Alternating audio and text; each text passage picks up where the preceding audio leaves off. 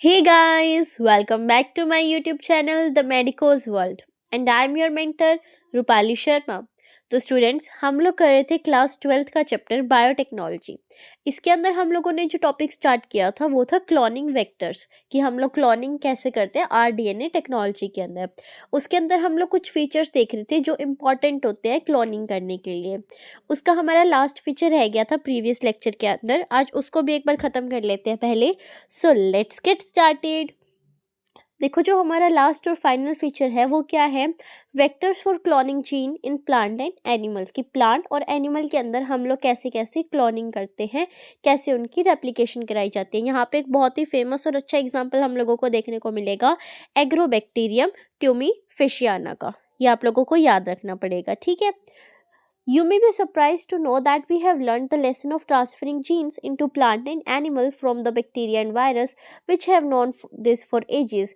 अब आप लोग पढ़ चुके हो यहाँ पर, और अगर नहीं भी पढ़ा तो मैं पढ़ा दूंगी कि जीन्स को कैसे ट्रांसफ़र किया जाता है प्लांट्स और एनिमल के अंदर बैक्टीरिया और वायरस से। How to deliver genes to transform eukaryotic cells and force them to do what the bacteria or virus want। ये हम लोग पिछली क्लासेस में देख चुके हैं, हम लोगों ने कैसे उनको वेक्टर के साथ इंड्यूस कराया था और अपने जीओआई को क्या कराया था, ट्रांसफ़र करा दिया था किसी भी यूकैरियोटिक सेल के अंदर, और उसको क्या बना दिया था, ट्रांसफॉर्म कर दिया था उसको। इसी तरीके से यहाँ पे एक एग्जाम्पल दिया हुआ है एग्रोबैक्टीरियम ट्यूमी फेशियाना का। ये जो एग्रोबैक्टीरियम होता है ये क्या होता है, ये एक पैथोजन है ऑफ सेवरल डाइकोट प्लांट, जो किसके अंदर इंड्यूस होता है, मतलब डाइकोट प्लांट्स के अंदर ये अपना काम करता है, ठीक है। Is able to deliver a piece of DNA known as T DNA. ये क्या करता है, ये एक इसके अंदर ना एक जीन पाया जाता है इसके डीएनए पे, जिसको हम लोग बोलते हैं tumour inducing gene, TI gene, ठीक है। तो ये क्या करता है, ये ना डिलीवर कर देता है एक पीस ऑफ डीएनए को, जिस डीएनए का नाम क्या है, T DNA, tumour DNA, to transform normal plant cells into a tumor and direct these tumor cells to produce the chemical required by the pathogen। मतलब यहाँ पे ये क्या करता है, ये अपने फायदे का काम करता है। देखो यहाँ पर, ये देखो यहाँ पर, ये हमारा क्या है, प्लांट है, ठीक है। जैसा भी है ये तुम्हारा प्लांट है, इसके पत्ते भी बना देते हैं, चलो। ये तुम्हारा प्लांट है, ठीक है।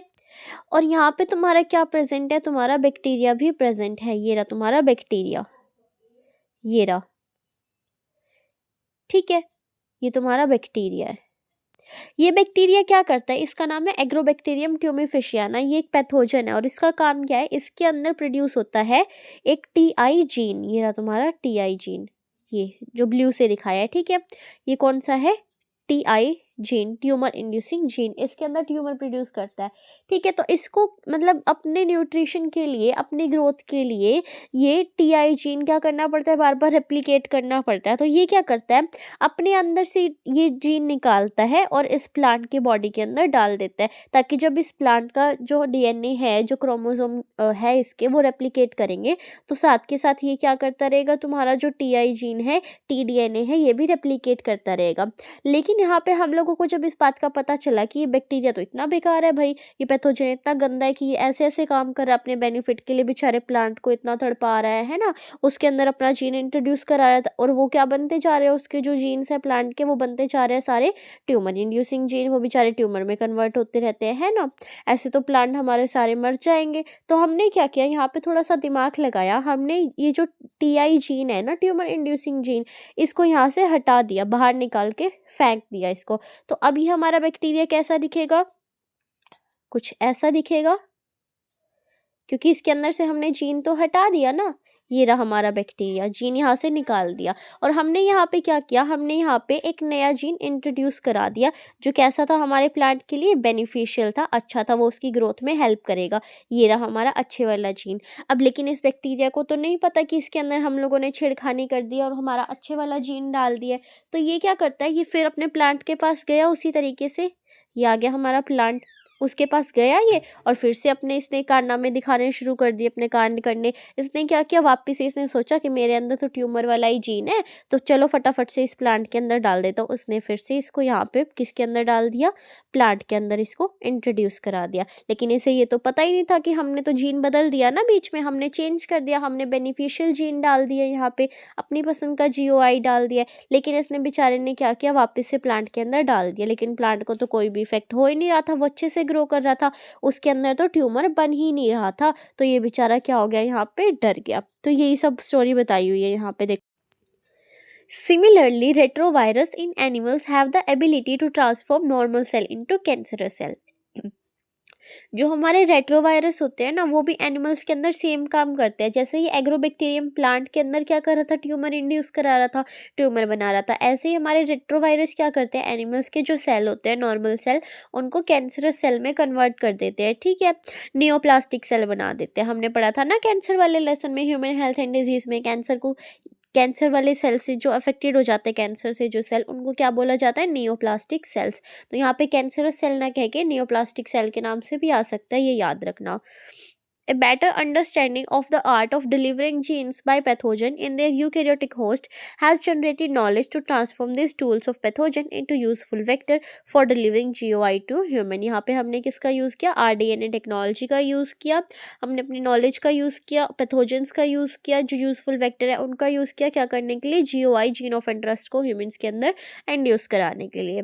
जो हमारा ट्यूमर इंड्यूसिंग प्लाज्मिड होता है, TI plasmid of agrobacterium tumefaciens has now been modified, उसको चेंज कर दिया किसके अंदर, क्लोनिंग वेक्टर के अंदर, which is no more pathogenic to the plants but is still able to use the mechanism to deliver genes of our interest into a variety of plant. अब इसको तो बेचारे को पता नहीं था, तुमने इसका जीन बदल दिया है, तो ये क्या हो गया, चेंज हो चुका था, लेकिन इसे कोई खबर ही नहीं थी कि मेरा तो क्या हो चुका है, चेंज हो चुके हैं मेरे जीन्स। और हमने क्या बना लिया, इसको क्लोनिंग वेक्टर, जो हमारे अच्छे जीन थे, GOI अच्छा था हमारा, बेनिफिशियल था, वो इसके अंदर डाल दिया। लेकिन ये इसको पता नहीं था, तो ये अभी भी क्या कर रहा है, वही पुराने वाला मैकेनिज्म यूज़ कर रहा है।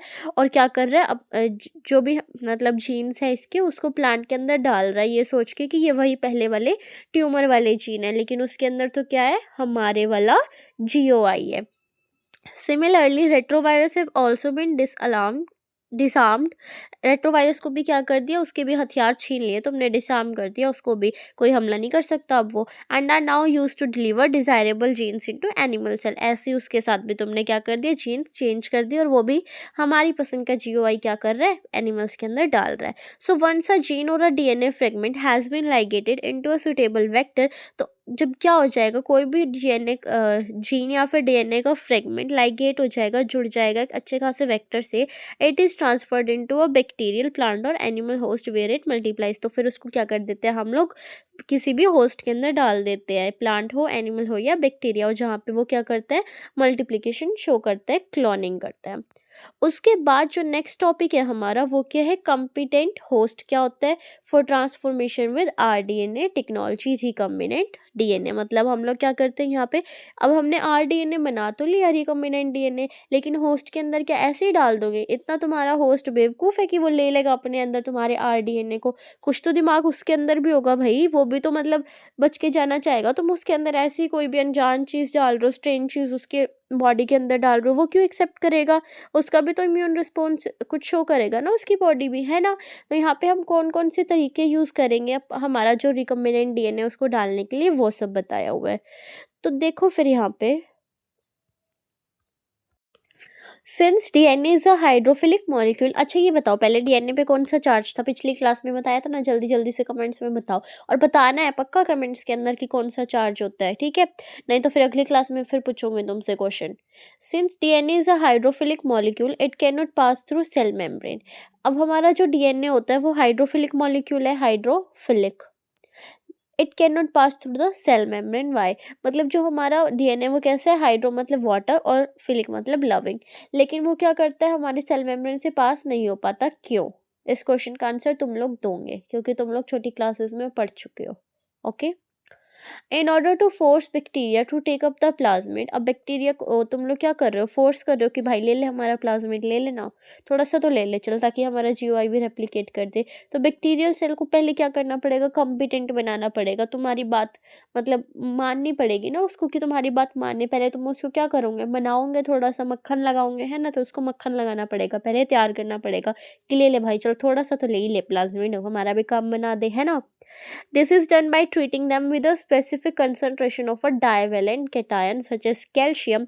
अब यहाँ पे तुम क्या करते हो, उसको ट्रीट करते हो, मतलब कि उसको खाने पीने के लिए दे दो कुछ, उसके ऊपर एक्शन करो, उसके ऊपर क्या डाल दो, डाइवेलेंट केटायंस डाल दो, कैल्शियम, मतलब ऐसे याद रखो कि उसको खाने के लिए दे दो, थोड़ा सा मिठाई वगैरह दे दो, मुंह मीठा कराओ बेचारे का, ताकि मान ले तुम्हारी बात और ले ले, क्या ले ले, हमारा जीओआई, रिकम्बिनेंट डीएनए ले ले। तो उसको कौन सी मिठाई खिलानी है तुम लोगों को, डाइवेलेंट, जिसके ऊपर क्या हो, मतलब दो हिस्सों में जो टूट के आराम से वो खा सके, क्योंकि डाइवेलेंट कौन सी होता है, जिसपे 2+ चार्ज होता है, +2, है ना, तो कैल्शियम। वो क्या कर देगा, एफिशिएंसी जो है उसकी, क्या करने की, डीएनए को अंदर एंटर कराने की बैक्टीरिया के, उसको इंक्रीज कर देगा। कैसे, उसके जो पोर्स है ना सेल वॉल के अंदर, उनको खोल देगा वो, मतलब उसका क्या कहते हैं वो, दिल तक पहुंचने का रास्ता वो खुल जाएगा उसका, ठीक है। उसको खिलाओ पिलाओ अच्छे से, क्या खिलाऊंगे, कैल्शियम खिलाऊंगे, ताकि उसका जो रास्ता है वो खुल जाए, पोर्स खुल जाए, और हमारा मतलब बैक्टीरिया जो है वो डीएनए को क्या कर ले, अपने अंदर ले ले। Recombinant DNA can then be forced into such cell by incubating the cells with recombinant DNA on ice। सबसे पहले क्या कर सकते हो तुम, ये तो चलो पहला मेथड हो गया, उसको मिठाई खिला दी, लेकिन अगर नहीं मान रहा, बहुत तेज है, कह रहा भाई मैं नहीं मानने वाला, चाहे तुम जो मर्जी कर लो, नहीं मानेगा, तो उसको क्या कर दो, जल्दी से उसको बर्फ पे बिठा दो, बर्फ की सिल्ली लाओ, ठंडी ठंडी बर्फ पे बैठा के पूछो मानेगा कि नहीं मानेगा हमारी बात, नहीं माने तो 2 थप्पड़ और लगाओ, नहीं यार थप्पड़ नहीं लगाना, आइस पे बिठा दो, आइस की सिल्ली पे, फिर भी बात ना माने तो क्या कर दो, हीट शॉक दे दो, नहीं मान रहा, उसको गर्मी में रेगिस्तान में ले जाओ, 42 डिग्री सेल्सियस इतनी भयंकर गर्मी में उसको बैठा दो, और अगर फिर भी ना माने, फिर उठा के उसको बर्फ की सिल्ली पे लेटा दो, फिर से कहाँ ले आओ, आइस के ऊपर, फिर तो उसे तुम्हारी बात माननी पड़ेगी, इतने तुमने उसको शौक दे दिया, पहले बर्फ पे लेटाया तुम लोगों ने, फिर इतनी भयंकर गर्मी में ले गए, दोबारा से बर्फ की सिल्ली के ऊपर बेचारे को लेटा दिया, मारोगे क्या यार उसको, इतना बेरहम हो रहे हो तुम लोग हैं। उसको क्या करना पड़ेगा, फिर तो तुम्हारा रिकम्बिनेंट डीएनए अपने अंदर लेना ही पड़ेगा। ये तुम्हारा क्या हो गया, सेकंड वे हो गया, ठीक है। पहला क्या पड़ा, मिठाई खिलाओ, मिठाई से बात बन गई तो ठीक है, नहीं तो उस पर अत्याचार शुरू कर दो, अत्याचार से भी नहीं मान रहा, कि कुछ भी कर लो मैं नहीं मानने वाला, बड़ा ढीठ है तुम्हारा बैक्टीरिया, तो क्या करोगे तुम लोग, उसको इंजेक्शन लगा दो, हॉस्पिटल ले जाओ, नहीं मानेगा हमारी बात, इंजेक्शन ठोक दो बेचारे को। क्या करना है तुम लोगों को, माइक्रो इंजेक्शन का यूज़ करना है।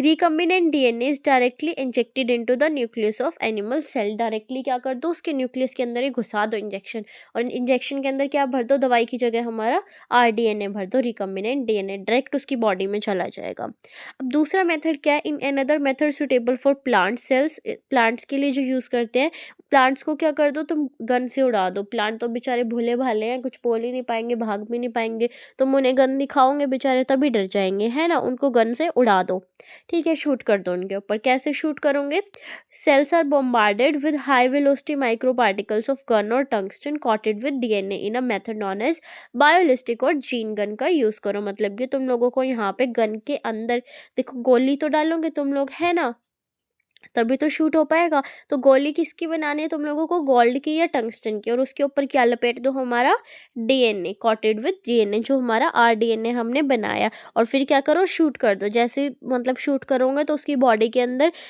तुम्हारी क्या कहते हैं, गोली के साथ साथ क्या चला जाएगा, डीएनए भी चला जाएगा।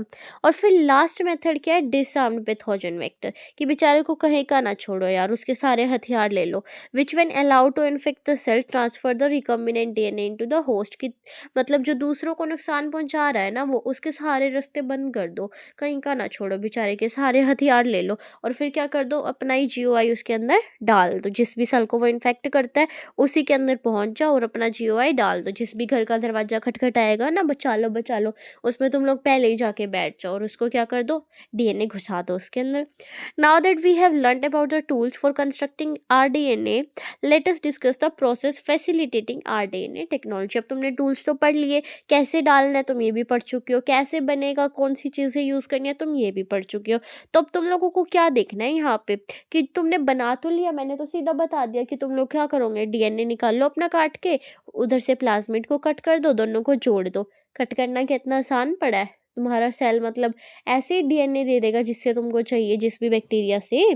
मान लो तुमको ये बैक्टीरिया है, ठीक है, इसके अंदर ये डीएनए पड़ा हुआ है।